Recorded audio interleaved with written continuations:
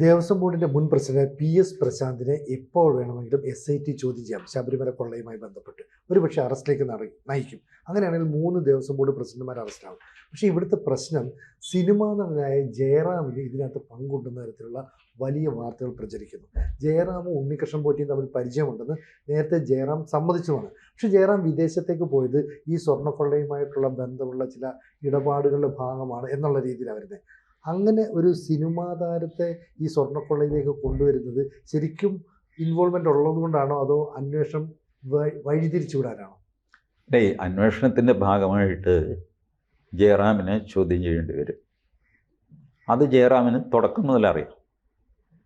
ഇത് പ്രശ്നമായി കഴിഞ്ഞപ്പോൾ ജയറാം ചാനലുകളൊക്കെ പ്രതികരിച്ചില്ല. കൊണ്ടുവന്നിരുന്നു, ഇതാണ് വീരമണിയെ വിളിച്ചത് ഞാനാണ് എന്നൊക്കെ പറഞ്ഞ് തുറന്ന് തന്നെ പറഞ്ഞു. അപ്പോൾ അന്ന് തന്നെ ജയറാമിന് അറിയാം it's a criminal case, police അന്വേഷിച്ചുകൊണ്ടിരിക്കുകയാണ്. അപ്പോൾ അതെൻ്റെ വീട്ടിൽ കൊണ്ടുവന്നു, ഇത് ചെയ്തു, വീരമണിയെ വിളിച്ചു എന്നൊക്കെ പറയുമ്പോൾ സ്വാഭാവികമായിട്ട് ജയറാം അതിനകത്ത് സാക്ഷിയാകും. ഇപ്പോഴും സാക്ഷിയായിട്ടുണ്ട്. പിന്നെ ഫോറിനിൽ പോയതൊക്കെ ഇപ്പോഴും അതൊരു ഒരു ഒരു കഥയുടെ ലെവലിൽ നിൽക്കുകയാണ്. ഈ ഫോറിൻ്റെ ഏതോ ഒരു വിഗ്രഹമോഷ്ടാവിൻ്റെ പേര് ആനുഷംഗികമായിട്ട് ഹൈക്കോടതി പരാമർശിച്ചിരുന്നു. അതിൽ ഈ പുരാവസ്തു മോഷ്ടാവ്, വലിയ കള്ളക്കടത്തുകാരൻ. അപ്പോൾ ആ രീതിയിലേക്ക് കുറച്ച് പേര് ചിന്തിച്ചു. ഞാനിപ്പോഴും വിചാരിക്കുന്നില്ല കോടതി അങ്ങനെ ഒരു ഓപ്പറേഷൻ ഇതിൽ നടന്നു എന്നുള്ള അർത്ഥത്തിലല്ല, ആ സ്കെയിലിൽ, അത്ര വലിയ സ്കെയിലുള്ള ഓപ്പറേഷനാണ് നടത്തിയത് എന്നുള്ള അർത്ഥമാണ് ഞാനതിൽ നിന്ന് വായിച്ചെടുത്തത്. ഇനി വേറെ എന്തെങ്കിലും അർത്ഥമുണ്ടെങ്കിൽ എനിക്ക് വിരോധമൊന്നുമില്ല. ബട്ട് അങ്ങനത്തെ ഒരു ഏർപ്പാട് ജയറാമിൻ്റെ ഭാഗത്തുനിന്ന് ഉണ്ടാകുമെന്ന് തോന്നുന്നില്ല. കാരണം തുടക്കം മുതൽ ജയറാം ട്രാൻസ്പെറൻ്റ് ആയിരുന്നു ഇക്കാര്യത്തിൽ. ഇങ്ങനെ വീട്ടിൽ കൊണ്ടുവന്നിരുന്നു. ഉണ്ണികൃഷ്ണൻ പറ്റി അറിയാമോ? പിന്നെ അറിയാം, നന്നായിട്ട് അറിയാം. അവ കൊണ്ടുവരുന്നു. അങ്ങേര് നേരിട്ട് ശബരിമലയ്ക്ക് പോവുകയായിരുന്നു. ജയറാമാണ് പറയുന്നത്, എൻ്റെ വീട്ടിലൊന്ന് കൊണ്ടുവരുമോ, വരികയാണെങ്കിൽ നന്നായിരുന്നു. അപ്പോൾ അതിനെന്താ കൊണ്ടുവരാമല്ലോ എന്ന്. അങ്ങനെ അപ്പോൾ എൻ്റെ വീട്ടിൽ ഇത് കൊണ്ടുവരുന്നുണ്ട്. കുറേ പേരെ ഞാൻ വിളിച്ചു, വീരമണിയൊക്കെ വന്നു ചെയ്തു. അവർ ദക്ഷിണയൊക്കെ കൊടുത്തു, വെച്ചു, പൂജിച്ചു, കൊണ്ടുപോയി. ഇതാണ് ജയറാം പറഞ്ഞത്. ജയറാമിന് എന്തെങ്കിലും ഒളിക്കാനുണ്ടെങ്കിൽ ഞാനൊന്നും അറിഞ്ഞില്ല എന്നൊക്കെ പറയാമായിരുന്നു. അങ്ങനെ ഒരു ഒളിച്ചു വയ്ക്കലുമില്ല. മാത്രമല്ല, ഒരു പരിഭ്രമം പോലും ജയറാമിൻ്റെ ശബ്ദത്തിൽ നിന്ന് വായിച്ചെടുക്കാൻ പറ്റില്ല. അതിനും കൗണ്ടർ പറയും കേട്ടോ. വളരെ സമർത്ഥനായ നടനാണ്, അങ്ങേർക്ക് ഇന്നസെൻ്റായിട്ട് അഭിനയിക്കാൻ പ്രത്യേക കഴിവുണ്ട്, അങ്ങനെയൊക്കെ പറഞ്ഞ് നമ്മൾ തോറ്റുപോകും. കാരണം ഏതിനെയും നമുക്ക് സംശയിക്കാമല്ലോ, സംശയത്തിന് അന്ത്യമില്ല. ബട്ട് ഇപ്പോൾ ഇരിക്കുന്ന സിറ്റുവേഷനിൽ ജയറാം സാക്ഷിയായിരിക്കും ഈ കേസിൽ ഉറപ്പായിട്ടും. അല്ലാതെ പ്രതിയാകും എന്നുള്ളതിന് ഒരു തെളിവില്ല. ഇനി ഈ പറഞ്ഞ ഓവർസീസ് ഓപ്പറേഷൻസ് നടന്നിട്ടുണ്ടെങ്കിൽ തന്നെ അതിൽ ജയറാമിന് പങ്കുണ്ടാകും എന്ന് തോന്നാനുള്ള ഒരു തെളിവും ഇതുവരെ ഉണ്ടായിട്ടില്ല. നമ്മൾ വെറുതെ ഒരാളിനെ കുറ്റം പറയാൻ പാടില്ലല്ലോ. നമ്മുടെ വീട്ടിലേക്ക് ഇങ്ങനെ ഒരു ഇത് കൊണ്ടുവരണം എന്നൊക്കെ ജയറാം തന്നെ ആവശ്യപ്പെട്ടു. പക്ഷേ അതിനുശേഷം ഞാൻ ദക്ഷിണയായിട്ട് 100 രൂപ കൊടുത്തു, 150 രൂപ കൊടുത്തു എന്ന രീതിയിലാണ് പറയുന്നത്. പക്ഷേ ഈ ഉണ്ണികൃഷ്ണൻ പോറ്റി തന്നെ പറയുന്നുണ്ട്, ബംഗളൂരുവിൽ അല്ലെങ്കിൽ ചെന്നൈയിലൊക്കെ വിവിധ വീടുകളിലൊക്കെ ഇത് കൊണ്ടുപോകുന്നതിലൂടെ വലിയ തോതിൽ പണം സമ്പാദിച്ചിട്ടുണ്ട്, അല്ലെങ്കിൽ പണം നേടാനൊരു മാർഗമാണ്. അപ്പോൾ ജയറാം അവിടെ ഒരു കള്ളം പറഞ്ഞ് കാണത്തില്ല. ജയറാം 100 150 പറഞ്ഞതെനിക്ക് ഓർമ്മയില്ല. ദക്ഷിണ കൊടുത്തു കാണും. അതെത്രയാണെന്ന് പുറത്ത് പറയുകയില്ല. കാരണം അത് ഉണ്ണികൃഷ്ണൻ പോറ്റിക്ക് ഒരു ഉപദ്രവമായിട്ട് തീർന്നാലോ. ഇപ്പം ജയറാം 10 ലക്ഷം രൂപ അല്ലെ 15 ലക്ഷം രൂപ കൊടുത്തു എന്ന് വെച്ചു. അത് ഇത് കൊണ്ടുവന്നതിൻ്റെ പേരിലായിരിക്കില്ല. പൊതുവെ ഒരു സംഭാവന ഉണ്ണികൃഷ്ണൻ പോറ്റി പറഞ്ഞു വെച്ചിരിക്കുന്നത് എന്താ, ഞാൻ സ്വർണം കൊണ്ട് ഇത് പൂശി ശബരിമലയിൽ കൊണ്ടുപോയി സമർപ്പിക്കാൻ പോവാണ്. ജയറാമിൻ്റെ മനസ്സിലുണ്ടായത് എന്താണെന്ന് ആലോചിച്ചു. ഉണ്ണികൃഷ്ണൻ പോറ്റി സ്പോൺസറാണ്, അദ്ദേഹത്തിൻ്റെയാണ് സ്വർണം. ശബരിമലയിലെ ഈ കട്ടളപ്പാളി എന്ന് പറയുന്ന സാധനം ഉണ്ണികൃഷ്ണൻ പോറ്റി സ്വന്തം പോക്കറ്റിൽ നിന്ന് കാശ് മുടക്കി സ്വർണം വാങ്ങിച്ച് പൂശിയിട്ട് ശബരിമലയിൽ കൊണ്ടുപോയി സമർപ്പിക്കുന്ന വഴിക്ക് ഇതൊരു വീട്ടിൽ കയറ്റി പൂജിക്കുന്നതിന് ദോഷമൊന്നുമില്ല. ഞാനൊരു 10 പവൻ്റെ മാല ചോറ്റാനിക്കര അമ്മയ്ക്ക് കൊടുക്കാനായിട്ട് പണിയുന്നു. സിനിജിയെ കാണിക്കുന്നു. എന്ന് ഞാൻ നല്ല പട്ടിലും ഇതിലൊക്കെ ആയിട്ട് മുല്ലമാലയൊക്കെ വെച്ച് അലങ്കരിച്ച്. അപ്പോൾ സിനുജി പറഞ്ഞു, പോകുന്ന വഴിക്ക് തന്നെയാണ് എൻ്റെ വീട്, വീട്ടിൽ നമുക്കൊന്ന് കയറ്റി സിനുജിയുടെ പൂജാമുറിയിലൊന്ന് വെച്ചിട്ട് പിന്നെന്താ ആവാനോ, കാരണം അൾട്ടിമേറ്റ്ലി ഇത് ചോറ്റാനിക്കര അമ്മയ്ക്ക് സമർപ്പിക്കാൻ പോകുന്നതാണ്. അതെ. അപ്പോൾ ഐശ്വര്യമുള്ളൊരു കാര്യം നമ്മുടെ വീട്ടിൽ മതി.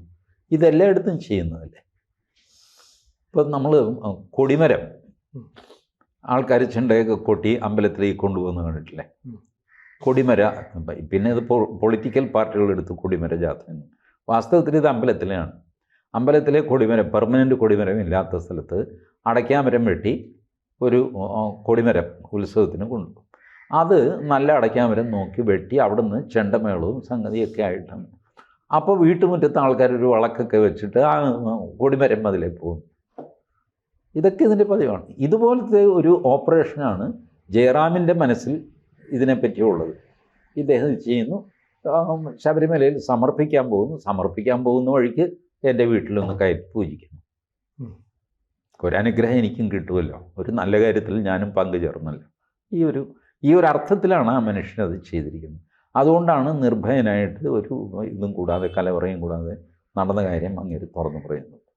പക്ഷേ ഇപ്പോൾ ജയറാമിന് ഈ തന്ത്രിയുമായിട്ട് പരിചയമുണ്ട്, അല്ലെങ്കിൽ ഉണ്ണികൃഷ്ണൻ പോറ്റിയുമായിട്ട് പരിചയമുണ്ട്, ഇങ്ങനെയൊക്കെ പറയുമ്പോൾ ജയറാമിന് എന്തോ വലിയ ഇൻവോൾവ്മെൻ്റ് ഉണ്ട്.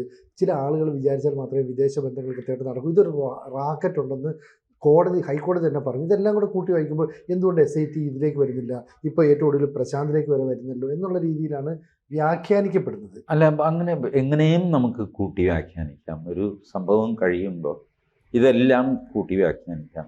ഇപ്പോൾ ഈ പറഞ്ഞ ജയറാമിൻ്റെ ഇൻവോൾവ്മെൻറ്റിനേക്കാൾ കൂടുതലുണ്ട് തന്ത്രിയുടെ ഇൻവോൾവ്മെൻറ്റ്. ആ കഴിഞ്ഞ നവംബർ 5 ഹൈക്കോടതിയുടെ ഇൻട്രീം ഓർഡർ എടുത്ത് നോക്കുക. അതിൽ കൃത്യമായിട്ട് ഹൈക്കോടതി പറയുന്നു, നട തുറന്നിരിക്കുമ്പോഴാണ് ഈ ശ്രീകോവിലിൻ്റെ വാതിലിളക്കി മെഷർമെൻ്റ് എടുക്കുന്നത്. നട തുറന്നിരിക്കുമ്പോഴാണ്. 3/4 മണിക്കൂർ നേരം ദർശനം നിർത്തിവെച്ചിട്ട് കീഴ്ശാന്തിമാരാണ് ഈ വാതിലിളക്കി ഇയാൾക്ക് ആശാരിക്ക് കൊടുക്കുന്നത് അളവെടുക്കാനായിട്ട്. ഇത് തന്ത്രി അറിഞ്ഞില്ലേ? തന്ത്രി അവിടെ സ്ഥിരതാമസമാണല്ലോ. അതെ. തന്ത്രി അറിയാതെ ഒന്നും സംഭവിക്കുന്നില്ല. തന്ത്രിയാണ് അയ്യപ്പൻ്റെ തന്ത ഒക്കെയാണല്ലോ. ഇദ്ദേഹം ഒന്നും അറിഞ്ഞില്ലേ? ഇദ്ദേഹം പ്രതിയാകണ്ടേ ഈ കേസിൽ? ദ്വാരപാലകപാളി ഇളക്കുമ്പോഴും കട്ടിളപ്പാളി ഇളക്കുമ്പോഴും വാതിലിൻ്റെ ഡയമെൻഷൻ എടുക്കുമ്പോഴും പിന്നെ കൊണ്ടുവന്ന് വീണ്ടും ഡയമെൻഷൻ എടുക്കുന്നു, അത് ചെമ്പ് പൊതിഞ്ഞിട്ട് വീണ്ടും ഡയമെൻഷൻ എടുക്കുന്നു, പിന്നെ സ്വർണം പൊതിഞ്ഞ് അത് റീപ്ലേസ് ചെയ്യുന്നു. മറ്റേ വാതിൽ ഈ നമ്മുടെ വഴിപാട് കൗണ്ടറിൻ്റെ അടുത്ത് വെറുതെ വലിച്ചെറിഞ്ഞിരിക്കുന്നു. ഇതൊന്നും തന്ത്രി അറിഞ്ഞില്ലേ? ഞാൻ ഈ പറഞ്ഞ സ്റ്റേറ്റ്മെൻറ്റ് മുഴുവൻ നവംബർ 5 ഹൈക്കോടതി റെക്കോർഡ് ചെയ്ത ഇൻട്രീം ഓർഡറിലുള്ളതാണ്. ഇത് വഴിപാട് കൗണ്ടറിൻ്റെ അവിടെ കിടക്കുന്നുവെന്ന് ഇൻട്രീം ഓർഡറിൽ കോടതി രേഖപ്പെടുത്തിയിട്ടുണ്ട്. തന്ത്രി എന്തെടുക്കായിരുന്നു?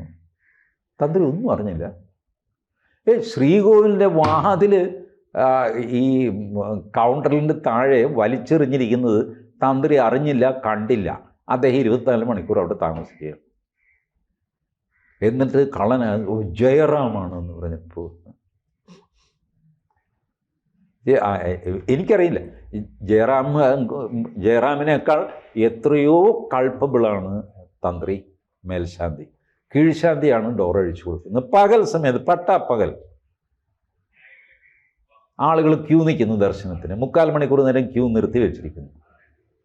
കോടതി റെക്കോർഡ് ചെയ്യുന്നു, when the nada was open keezhshanthis removed the door and handed over to the Nandan Ashari, അളവെടുക്കാമെന്ന ആശാരിക്ക്.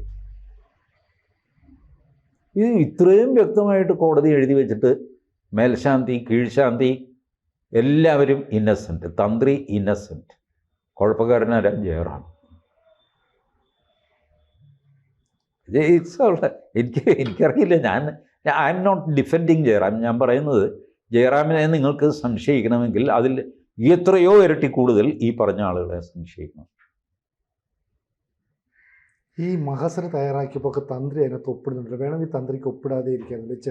ചെമ്പ് പാളി, കട്ടിളപ്പാളി, അല്ലെങ്കിൽ അത് സ്വർണ്ണം പൂശാൻ പോകുന്നത്. ഇതിനകത്ത് തന്ത്രിയും കൂടെ ഒപ്പിട്ടപ്പോൾ തന്ത്രിയും കൂടെ അറിഞ്ഞുകൊണ്ടാണ് എല്ലാ കാര്യങ്ങളും എന്നുകൂടെ അല്ലേ ഹൈക്കോടതിയിൽ നിന്നുള്ള ആ സംശയം എന്താണെന്നേ എനിക്കിപ്പോഴും മനസ്സിലാവണില്ല. ഇതിലൊക്കെ ഇത്ര സംശയം എന്താ? ഈ 10 പേര് ഒപ്പിട്ടു, ആ 10 പേരിൽ ഒരാൾ മാത്രം യോഗ്യനും ബാക്കിയുള്ളവർ കുറ്റക്കാരുമാണ്. അങ്ങനെ ഒരാൾ അങ്ങനെ അത് സാരില്ല, ബാക്കി 9 പേരെ പിടിച്ചാൽ മതി. എന്നിട്ട് ഇതുമായിട്ട് യാതൊരു ബന്ധവുമില്ലാത്ത ഒരു സിനിമാ നടനായതുകൊണ്ട് ജയറാമിൻ്റെ പേര് പറഞ്ഞു കഴിഞ്ഞാൽ 10 പേര് കൂടുതൽ കേൾക്കുമല്ലോ എന്ന് വിചാരിച്ചിട്ടൊക്കെ ആയിരിക്കും ആ സാധുവിൻ്റെ പേര് പറയുന്നത്. ഐ ഡോണ്ട് തിങ്ക് എനിക്കൊരു നമുക്കൊരാളിനെ പറ്റി ഒരു ധാരണയൊക്കെ ഉണ്ട്. ഇനി അതിനെയൊക്കെ കടത്തി വെട്ടുന്ന ഒരു കള്ളനാണ് ജയറാം എങ്കിൽ ശരി, ഞാൻ തോറ്റു. ബട്ട് ദെൻ റീസണബിളി തുടക്കം മുതൽ ജയറാം ഇതിൽ വളരെ ട്രാൻസ്പെറൻ്റ് ആയിട്ടാണ് സംസാരിച്ചിട്ടുള്ളത്.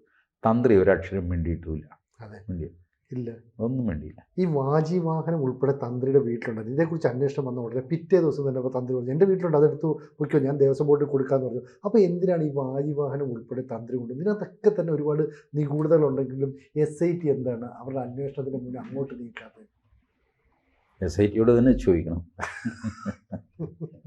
അല്ല, ഈ ജയറാം പറയുന്നൊരു കാര്യം, ജയറാമിന് ഇവരൊക്കെ പരിചയമുണ്ടെങ്കിൽ ഇത്തരം സ്ഥലങ്ങളിലൊക്കെ പൂജ നടത്താനായിട്ട് പോകുന്ന തന്ത്രിയാണ്. ശബരിമല തന്ത്രി പോയാൽ അത് വലിയ പ്രാധാന്യം. ഉണ്ണികൃഷ്ണൻ പോറ്റി ചില സമയത്ത് പറഞ്ഞു, പിന്നെ ഉണ്ണികൃഷ്ണൻ പോറ്റി പറഞ്ഞു എനിക്ക് വലിയ ഞാനാണ് SITയുടെ തലവനെങ്കിൽ അതിൻ്റെ മെമ്പറെങ്കിൽ ഐ വിൽ ഇൻസിസ്റ്റ് ദാറ്റ് തന്ത്രി മസ്റ്റ് ബി ക്വസ്റ്റ്യൻ. കാരണം തന്ത്രി 24 hours അവിടെ ഉള്ള ആളാണ്. മേൽശാന്തി 24 hours അവിടെ ഉള്ള ആളാണ്. ഈ 2 പേർക്കും അമ്പലത്തിൻ്റെ ഈ ശ്രീകോവിലിൻ്റെ വാതിൽ, ദ്വാരപാലകൻ, ഇതിലൊക്കെ ഈ പറഞ്ഞ വാജിവാഹനം, യോഗദണ്ഡ്, ഇതെല്ലാം തന്നെ ശ്രീകോവിലിൻ്റെ ഉള്ളിലും ഒക്കെ ഇരിക്കുന്ന സാധനങ്ങളാണ്. ഇത് എപ്പോഴും കാണുകയും എടുത്ത് പെരുമാറുകയും ഒക്കെ ചെയ്യുന്ന ആളുകൾ 2 പേരാണ്, തന്ത്രിയും മേൽശാന്തിയും.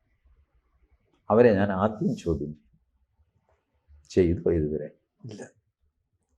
ക്ഷേത്ര തന്ത്രിക്ക് അങ്ങനെ ചെയ്യാൻ പാടില്ല, അവർക്ക് പ്രത്യേക അധികാരമുണ്ട്, അങ്ങനെ വല്ലതും ഉണ്ടോ നമ്മുടെ നിയമത്തിൽ? ശരിക്കും അവർക്ക് പ്രത്യേക അധികാരം ക്ഷേത്രത്തിലുണ്ടാവാം, നിയമത്തിലില്ല. ശരിക്കും പറഞ്ഞാൽ തന്ത്രി രക്ഷപ്പെടാൻ വേണ്ടി ജയറാനെ ചതിക്കുകയാണ്, അങ്ങനെയുള്ള കാര്യങ്ങൾ ഇപ്പോൾ പോകുന്നത് എന്നൊന്നും ഞാൻ പറയില്ല. തന്ത്രി ആരും തൊടുന്നില്ല, അദ്ദേഹം സന്തോഷമായിട്ട് ജീവിച്ചു പോകുന്നു. അത് അല്ല, എന്തെങ്കിലും കാരണവശാൽ ഇപ്പോൾ PS പ്രശാന്തിനെ കൂടെ കസ്റ്റഡിയിൽ എടുത്തു കഴിഞ്ഞാൽ ഏതാണ്ട് അന്വേഷണം പിന്നെ ദേവസ്വം മന്ത്രിയിലേക്ക് പോകും, പിന്നീട് കടകംപള്ളി അതിനകത്ത് കൊടുക്കും, ഇങ്ങനെയൊക്കെ പോകുന്നുള്ളൂ. എപ്പോഴും ഇവിടെ ഈ തന്ത്രി, മേൽശാന്തി ഇങ്ങനെയുള്ള ആളുകൾ പൂർണ്ണമായിട്ട് ഒഴിവാക്കി നിർത്തപ്പെടുകയാണ്. അത് എന്തെങ്കിലും തരത്തിലുള്ള വികാരങ്ങൾ സൃഷ്ടിക്കപ്പെടുമെന്നുണ്ടോ? ഉണ്ടാവും. I don't know. എന്ത് വികാരം സൃഷ്ടിക്കാൻ? ഒരു സമുദായത്തിൻ്റെ ഞങ്ങളുടെ തന്ത്രി എന്ത് മണങ്ങൾ പള്ളുരുത്തിയിൽ കള്ളു കുടിച്ചിട്ട് തന്ത്രി വിഗ്രഹത്തിന് പുറത്ത് ഛർദ്ദിച്ചു. തന്ത്രിയെ എടുത്തിട്ട് നാട്ടുകാർ പെരുമാറി. പിന്നെ പുണ്യാഹ അത് ഇത് വലിയ പാടായിരുന്നു. അയാളെ പിന്നെ പറഞ്ഞു അങ്ങനെ തന്ത്രി എന്ന് പറഞ്ഞിട്ട് അങ്ങനെ ഒരു വികാരമൊന്നും ഇല്ല. ഇനി അഥവാ ഉണ്ടെങ്കിൽ തന്നെ അത് ഇല്ലാതാക്കുകയാണ്. ഞാൻ പറയുന്ന ലോജിക്ക് ഇത്രയേ ഉള്ളൂ. ഈ സംഭവമൊക്കെ നടക്കുമ്പോൾ തന്ത്രിയും മേൽശാന്തിയും 24 മണിക്കൂർ അവിടെ ഉള്ള 2 പേര് ആരാ? ഈ വാതിൽ ഇളക്കുമ്പോഴും കട്ടിളപ്പാളി ദ്വാരപാലകനെ ഇളക്കുമ്പോൾ പിടിക്കുമ്പോൾ ചെമ്പ്, സ്വർണം, ഇതൊക്കെ ഇത് ഇവരുടെ കൺമുമ്പിലല്ലേ ചെയ്യാൻ പറ്റുള്ളൂ. ഇത് അത്രേ ഉള്ളൂ. ഇവരെ മലയിറങ്ങി പോടുക, ഞങ്ങൾക്ക് വാതിൽപ്പാളി ഇളക്കാനുണ്ടെന്ന് ഇറക്കി വിടാൻ പറ്റുമോ? ഇവരെ പറ്റില്ല, ഇല്ല. അപ്പം പിന്നെ ഇവരോട് ചോദിക്കണ്ടേ എന്താ ഇതിൻ്റെ സത്യാവസ്ഥ, ആരാ ഇത് ഇളക്കിയത്? അത് ചോദിക്കാതെ അവരുടെ സ്റ്റേറ്റ്മെൻറ്റ് പോലും റെക്കോർഡ് ചെയ്യാതെ അവരെ എന്തോ വിശുദ്ധരായിട്ട് മാറ്റി നിർത്തിയിരിക്കുന്നത് എന്തിനാണെന്ന് എനിക്ക് മനസ്സിലാവുന്നില്ല. അവർ കള്ളന്മാരാണെന്ന് ഞാൻ പറയില്ല കേട്ടോ. അവരെ ചോദ്യം ചെയ്തില്ല, അതുകൊണ്ട് അയാൾ കള്ളനാണ്, ഇങ്ങനെയല്ലേ ഞാൻ പറയുന്നത്. But they must be first ചോദിക്കുന്നതിനെന്താ, എന്തൊക്കെ അവിടെ സംഭവിച്ചു, നിങ്ങൾക്ക് എന്തറിയാം? ഇല്ല ഞാനില്ലായിരുന്നു, ഞാൻ ഉറങ്ങുമായിരുന്നു. ഫൈൻ, ഒരു മനുഷ്യൻ ഉറങ്ങി കിടക്കുമ്പോൾ എന്ത് സംഭവിച്ചു എന്ന് അങ്ങനെ കാണുന്നില്ല. But get that in writing. എന്തായാലും ഈ ശബരിമല കവർച്ചയുമായി ബന്ധപ്പെട്ട കുറേ ആസൂത്രണത്തിൻ്റെ കാര്യങ്ങൾ ഇനിയും പുറത്തു വരാനുണ്ട്. തീർച്ചയായിട്ടും വരുമെന്ന് നമുക്ക് പ്രതീക്ഷിക്കും. കൂടുതൽ വാർത്തകളും വിശേഷങ്ങളും നിങ്ങളിലേക്ക് എത്താൻ ABC മലയാളം സബ്സ്ക്രൈബ് ചെയ്യുക, ബെൽ ബട്ടണും അമർത്തുക.